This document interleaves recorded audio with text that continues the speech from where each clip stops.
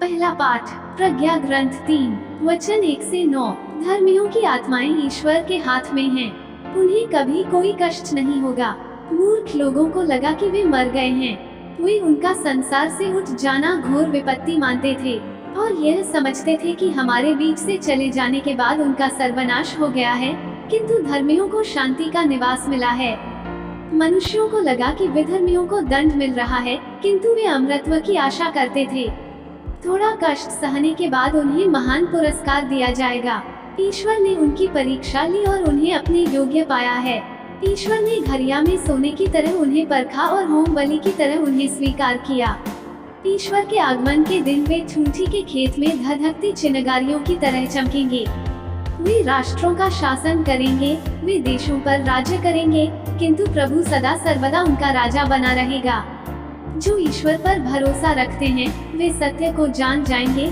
जो प्रेम में दृढ़ रहते हैं वे उसके पास रहेंगे, क्योंकि जिन्हें ईश्वर ने चुना है वे कृपा तथा दया प्राप्त करेंगे।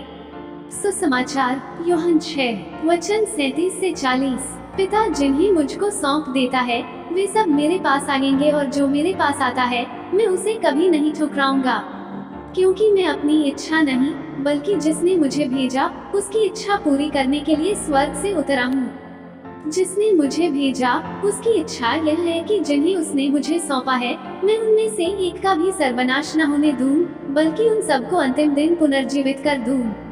मेरे पिता की इच्छा यह है कि जो पुत्र को पहचान कर उसमें विश्वास करता है उसे अनंत जीवन प्राप्त हो।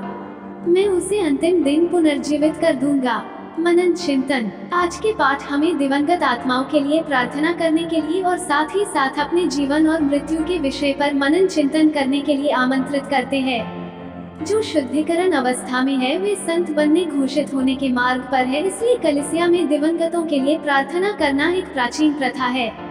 इसका आधार हम पाते हैं मक्काबियों के दूसरे ग्रंथ 12 वचन 45। इसलिए उसने यूदस ने प्रायश्चित के बलिदान का प्रबंध किया, जिससे मृतक अपने पाप से मुक्त हो जाए। मृतकों के लिए प्रार्थना करने का प्राथमिक उद्देश्य पापों का प्रायश्चित करना था। ये हमारा विश्वास है कि हमारी प्रार्थना और भेंट द्वारा ईश्वर शोधक अग्नि की आत्माओं पर दया दिखाएंगे और उनके पाप क्षमा कर उन्हें अनंत जीवन प्रदान करेंगे। आज के दिन हम भी अपने जीवन और मृत्यु पर चिंतन करें। प्रवक्ता ग्रंथ 14 वचन 18 में लिखा है, जिस तरह हरे पनीर के पत्तों में कुछ फूटकर निकलते और कुछ गिर जाते हैं, उसी तरह शरीरधारियों की पीढ़ियों में होता है, कोई मरती और कोई उत्पन्न होती है। ये वाक्य हमें ब्रह्मांड के प्राकृतिक रखाव की प्रक्रिया का स्मरण दिलाता है। एक दिन हम सबका मरना निश्चित है। हम स्वयं को उस दिन के लिए तैयार करने हेतु आज क्या कर सकते हैं?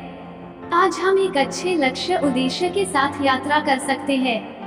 इस दौरान अपने प्रतिदिन जीवन में हमें छोटी छोटी मृत्यु को बलिदानों और आत्मा रिक्तीकरण के माध्यम से अनुभव करने की आवश्यकता है।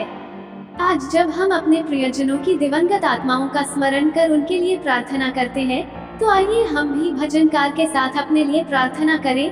प्रभु, मुझे बता कि मेरा अंत कब होगा, मेरे कितने दिन शेष है, जिससे मैं समझूं कि मैं कितना क्षण भंगुर हुआ। आमीन।